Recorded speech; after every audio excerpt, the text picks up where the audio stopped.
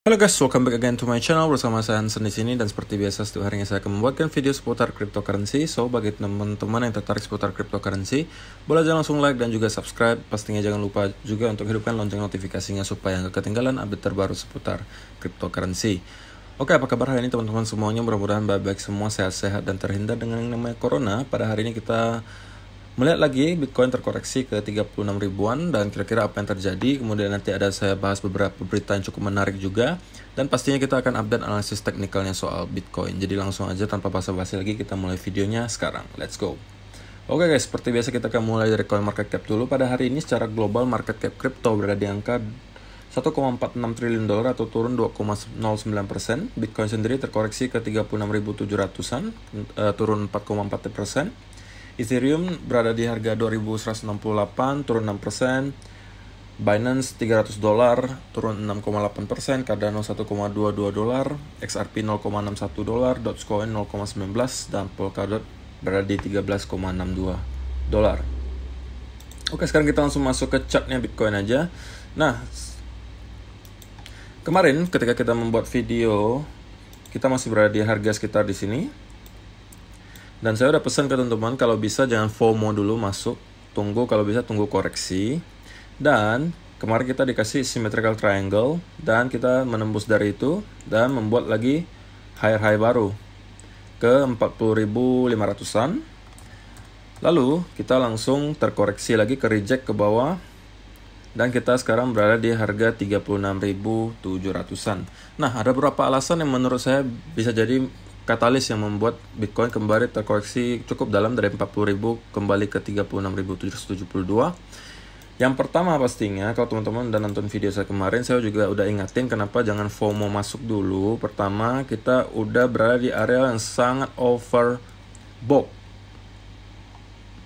Udah overbought banget, jadi udah kalau indikator RSI ini udah di angka 85. Dan ini yang tertinggi semenjak Desember 2020. Dan ketika kita mencapai area ini, rata-rata biasanya kita pasti langsung ke reject lagi ke bawah dan membuat koreksi. Nah, itu menjadi alasan pertama kita udah super overbought.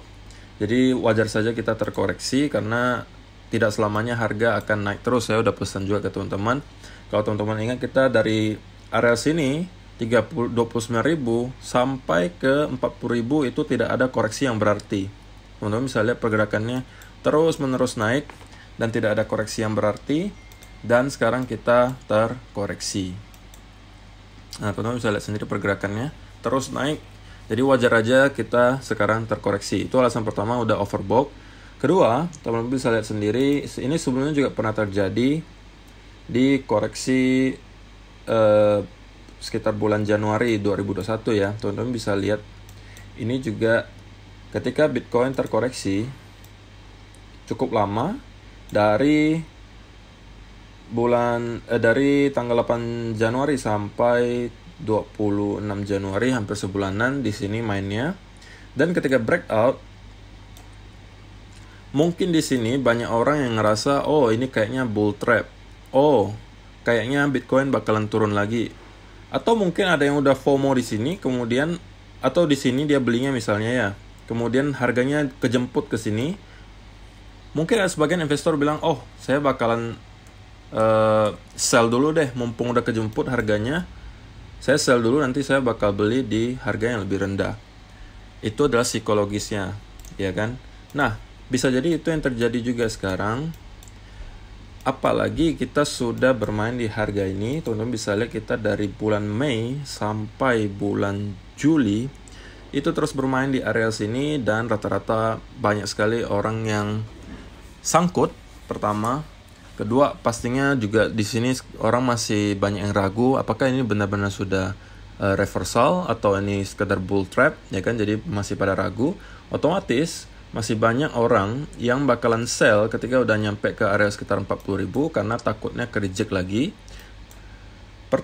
Selain overbought tadi, kedua adalah soal psikologis. Karena di sini kemungkinan orang masih merasa, oh ini mungkin masih bull trap. Ketika ada rejection sedikit, orang rata-rata panic sell, jadi terjadi koreksi yang cukup dalam. Kemudian juga di sini mungkin banyak orang yang buy di sini, rata-rata kan nyangkut ya. Dan nyangkutnya juga cukup lama, ya kan? Nunggunya lama sampai kejemput sekarang, bisa jadi mereka semuanya juga keluar karena takut nyangkut lagi. Nah, itu juga alasannya yang bisa terjadi sekarang. Nah, tetapi bisa jadi skenario ini juga terulang, guys. Bahwa kita ke-reject lagi seperti ini ketika udah breakout dari sebuah pattern, ya kan? Ini juga patternnya seperti model falling wedge ya, sebenarnya mirip dengan yang kita lalui sekarang, cuman kita versinya lebih lama gitu ya.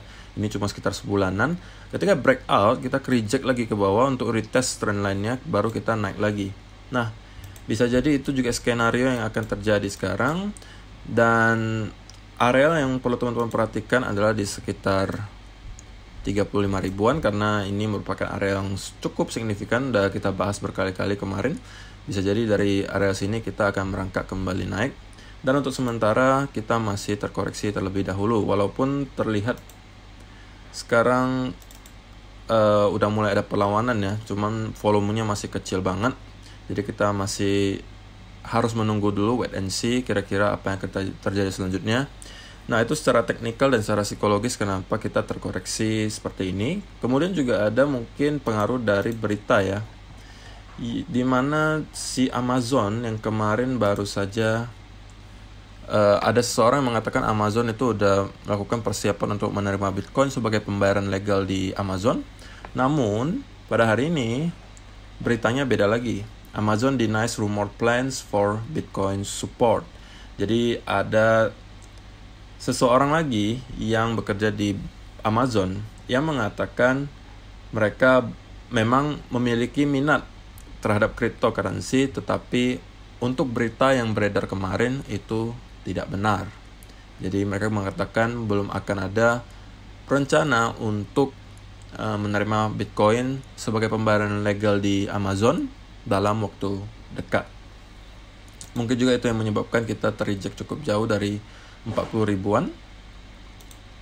Nah, kira-kira apa yang akan terjadi selanjutnya? Nah, kalau misalnya teman-teman perhatikan, ini adalah impulsive wave. Jadi pergerakan bear-nya cukup lumayan impulsif. Jadi kita masih bisa expect kemungkinan kalaupun kita koreksi lagi ke atas, ya kita masih akan bisa merangkak ke bawah lagi untuk nge-retest area sekitar 35.000 ini.